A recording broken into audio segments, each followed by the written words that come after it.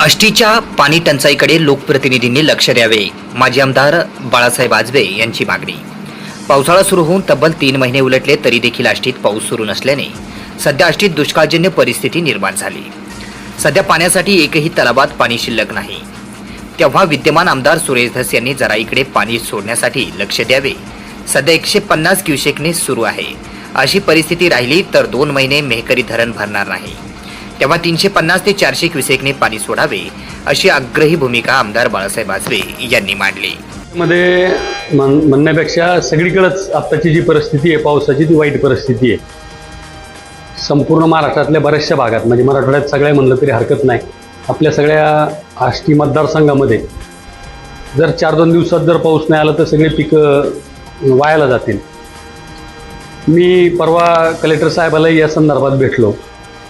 आपल्या आष्टीतल्या काही भागाला पाणी मिळू शकते पण ते पाणी मिळण्यासाठी जे लक्ष द्यायचं असते ते लक्ष लोकप्रतिनिधींकडून दिलं जात नाही असं माझं म्हणणं आहे. ठेवीदारांची ठेवी परत करण्यासाठी प्रशासनाकडून जिल्हाधिकारी कार्यालयात बैठक संपन्न. बीड जिल्ह्यातील विविध वित्तीय संस्थांमध्ये अडकलेल्या ठेवीदारांच्या ठेवी परत करण्याच्या अनुषंगाने जिल्हा दंडाधिकारी बीड यांच्या अध्यक्षतेखाली जिल्हाधिकारी कार्यालयात आढावा बैठक घेण्यात आली.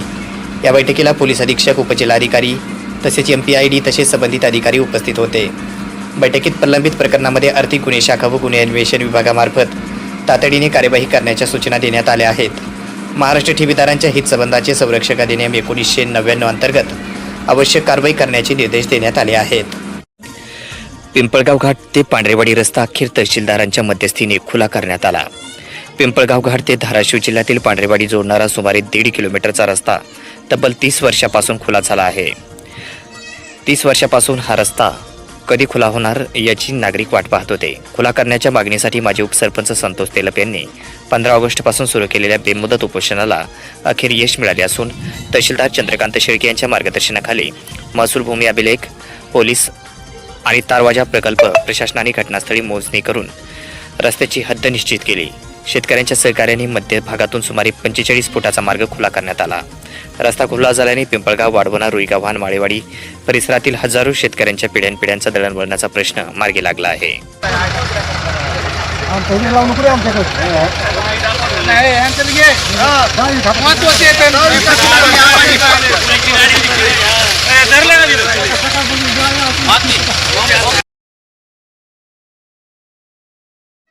बीड नगरपालिकेमध्ये सर्वसाधारण सभेदरम्यान उपनगराध्यक्ष, नगराध्यक्ष यांच्यामध्ये खडाजंगी झाली.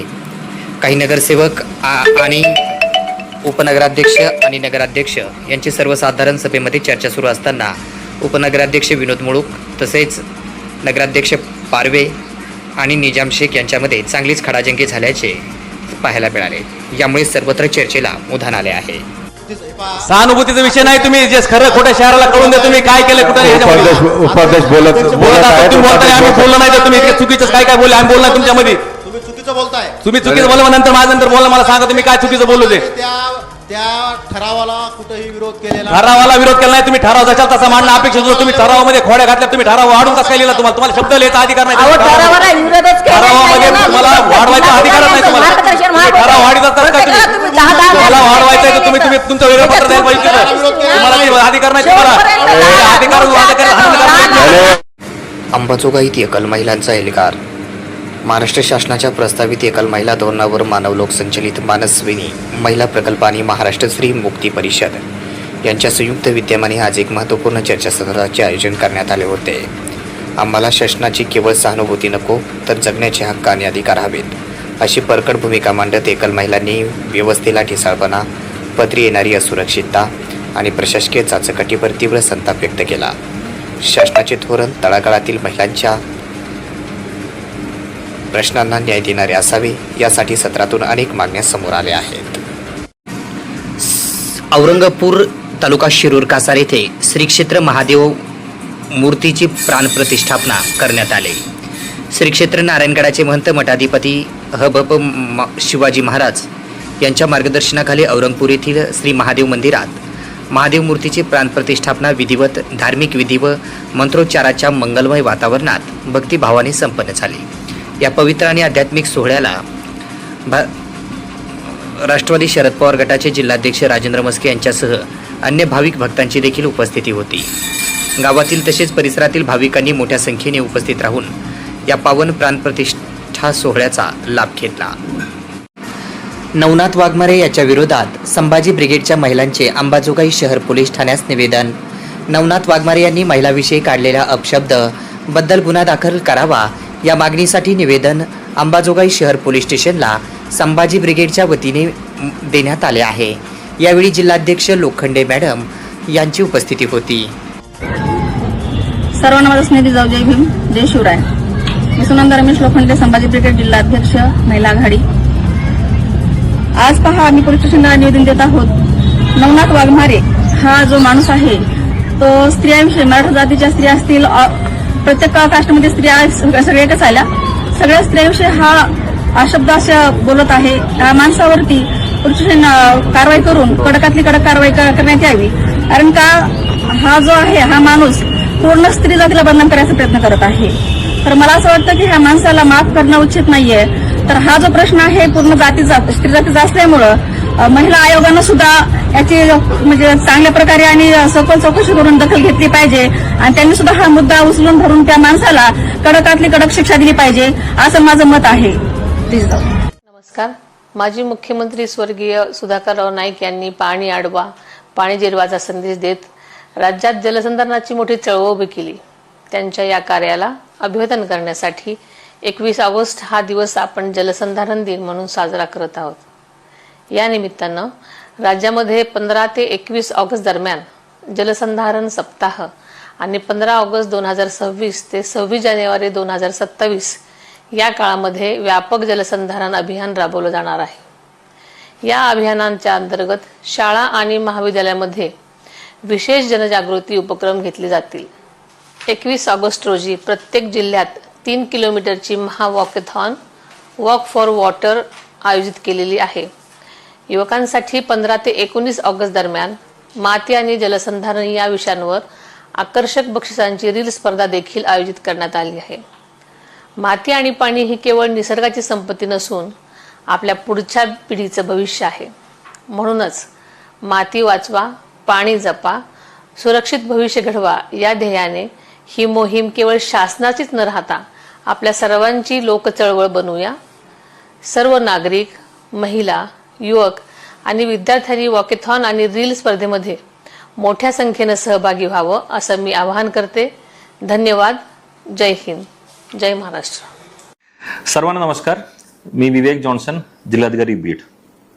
महाराष्ट्रात जलसंधारणाच्या क्षेत्रामध्ये अमूल्य व मोलाचे योगदान देणारे राज्याचे माजी मुख्यमंत्री स्वर्गीय सुधाकरराव नाईक यांचे जयंतीच्या औचित्य साधून 21 ऑगस्ट या दिवसात राज्यभरात जलसंधारण दिवस म्हणून साजरा करण्यात येणार आहे. 15 ऑगस्ट ते 21 ऑगस्ट या पूर्ण जलसंधारण सप्ताह तसे साजरा करण्यासाठी सुद्धा शासनाने निर्णय घेतलेला आहे. त्या अनुषंगाने या अभियानचे भाग म्हणून 21 ऑगस्टला एक महावॉकॅथॉन वॉक फॉर वॉटर आयोजित करण्यात येत आहे. या वॉकॅथॉन बीडच्या पोलीस मुख्यालयापासून क्रीडा संकुलपर्यंत सकाळी 6 ते 8:30 या टाईममध्ये होणार आहे आणि यामध्ये 15 वर्षाच्या वर असलेल्या सर्व महिला व पुरुष हे सहभाग होऊ शकतो. या वॉकॅथॉनच्या वाक्य हे पाणी अडवा, पाणी जिरवा आणि जलयुक्त महाराष्ट्रात घडवा असे असणार आहे. मी सर्व बीडकरांनो, आमच्या युवक युवती, महिला, शासकीय कर्मचारी, NGOs, सामाजिक संस्था, खेळाडू, उद्योजक, सर्व नागरिकांना या वॉकॅथॉनमध्ये सहभाग व्हावा तसं मी आवाहन करतो. तसेच reel for soil and water conservation या उपक्रमाअंतर्गत आपण 15 ते 30 वयोगटातील युवक युवतींना एक 30 सेकंड से 60 सेकंड असलेले इंस्टाग्राम रील तयार करण्याचे कॉम्पिटिशन सुद्धा या सप्ताहाच्या निमित्ताने करणार आहोत. यामध्ये तुम्ही स्वतःच्या पब्लिक अकाउंटमध्ये या स्क्रीनमध्ये दाखवलेला हॅशटॅग दाखवून तुम्ही त्या रील तुम्ही करणं अपेक्षित आहे. या पूर्ण स्पर्धामध्ये फर्स्ट प्राइज म्हणून 25,000, सेकंड प्राइज म्हणून 15,000 आणि थर्ड प्राइज म्हणून 10,000. तसेच उत्कृष्ट सहभाग होणाऱ्याला सर्वांना सर्टिफिकेट आपण देणार आहोत. त्यामुळे या सर्व कॉम्पिटिशनमध्ये आमच्या तरुण वर्ग सहभाग घेतला पाहिजे. चला आपण सर्वजण मिळून माती वाजवूया, पाणी जपूया आणि जलसमृद्ध व शाश्वत महाराष्ट्र घडवूया. जय हिंद, जय महाराष्ट्र. नमस्कार. सर्व पत्रकार बांधवांना सगळ्यांना शुभेच्छा. मित्रांनो, विलास घुले यांचा खून होऊन आज दोन महिने झाला आणि 2 महिन्यामध्ये अजून कुठल्याही प्रकारचं कारवाई केलेली नाही. जे काही आरोपी अटक आहेत ते आहेत, परंतु शासनाच्या माध्यमातून जे काही त्यांना आर्थिक मदत व्हायला पाहिजे, त्या सीडीआर मध्ये कोणाचे फोन आले ते बघितलं नाही. नंतर तुम्हाला सांगतो, त्याला त्याच्या स्वतःच्या जीविताला धोका आहे, ते पोलीस बंदोबस्त मागितलाय त्याचा मिळाला नाही. त्या जे आरोपी कोणी आरोपी असतील त्याच्यावर मोका लावला पाहिजे, ही सुद्धा सगळ्याची भूमिका आहे. त्यामुळं त्या मागण्यासाठी गेली 15 दिवसापासून 16 दिवस झालं विलास घुलेची आई वय वर्ष 60 वर्ष, विलास घुलेचा भाऊ आणि त्याची पत्नी आज 15-16 दिवसापासून जिल्हाधिकारी कार्यालय बीड च्या समोर उपोषण, आमरण उपोषण चालू आहे.